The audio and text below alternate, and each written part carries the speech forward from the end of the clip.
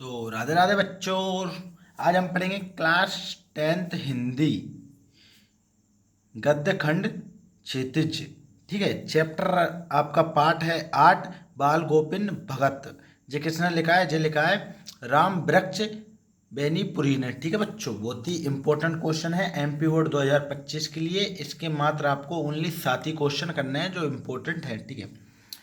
तो पहला प्रश्न आता है कि भगत की पुत्र वधू उन्हें अकेले क्यों नहीं छोड़ना चाहती थी। यानी कि जो भगत थे उनके जो पुत्र वधू उन्हें अकेला क्यों नहीं छोड़ना चाहती थी। तो इसका देखो उत्तर देखेंगे कि भगत की पुत्र वधू उन्हें अकेला इसलिए नहीं छोड़ना चाहती थी क्योंकि भगत जी संसार में अकेले हैं। उनका एकमात्र पुत्र मर चुके हैं। यानी कि जो मर चुका है, यानी कि जो उनका एकमात्र पुत्र था वो भी मर चुका था और वो भगत जी संसार में अकेले थे। अब आता है आपका प्रश्न नंबर 2 कि भगत के अपने बेटे की मृत्यु पर अपनी भावनाएं किस प्रकार व्यक्त की। तो भगत ने अपने बेटे की मृत्यु को ईश्वर की इच्छा मानकर सम्मान किया। यानी कि जो उनके पुत्र थे वो खत्म हो गया था तो उसको भगवान की इच्छा मानकर सम्मान किया। उन्होंने उस मृत्यु को आत्मा परमात्मा को शुभ मिलन माना है। ठीक है बच्चों, जो हो जाएगा आपका प्रश्न नंबर 2। बहुत ही इंपॉर्टेंट क्वेश्चन है। यदि आप हमारे channel S for Sumit study पर न्यू हो तो बच्चों प्लीज़ चैनल को सब्सक्राइब करें एंड बेल आइकन पर क्लिक करें।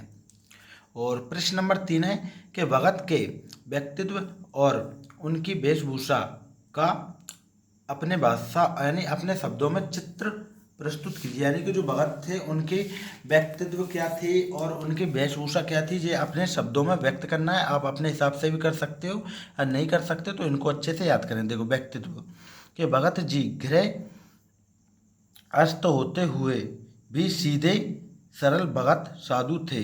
उनकी आयु 60 वर्ष से कुछ ऊपर थी। ठीक है बच्चों, जो जाएगा व्यक्तित्व। अब देखेंगे वेशभूषा। वेशभूषा क्या है कि वे कपड़े भी बहुत कम पहनते थे। यानी कि वे कपड़े भी बहुत कम पहनते थे। वे प्रातः कमर में वे प्राय कमर में एक लंगोटी सी पहने रहते थे। ठीक है बच्चों, जो हो जाएगा आपका प्रश्न नंबर 3।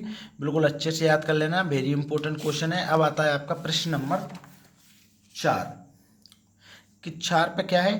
प्रश्न नंबर 4 है आपका कि बाल गोपिन भगत के मधुर ज्ञान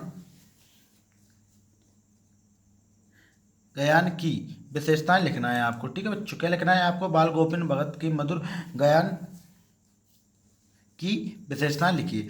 तो अपन क्या लिख देंगे? देखो उत्तर हो जाएगा बाल गोपिन भगत प्रभु भक्ति के मस्ती भरे गीत गाते थे। यानी कि भगत जी क्या करते थे? प्रभु की भक्ति के मधुर गीत गाते थे। ठीक है, गाते थे। उनके गानों में सच्ची ठेर होती थी। उनका स्वर इतना मोहक ऊंचा और आरोही होता था, जिसका आंसर हो जाएगा। अब आता है आपका प्रश्न नंबर 5 कि बाल गोपिन भगत की कबीर पर श्रद्धा किन किन रूपों में प्रकट हुई। तो बाल गोपिन भक्त की कबीर पर श्रद्धा निम्न रूपों में प्रकट हुई। पहला हो जाएगा गृहस्थ।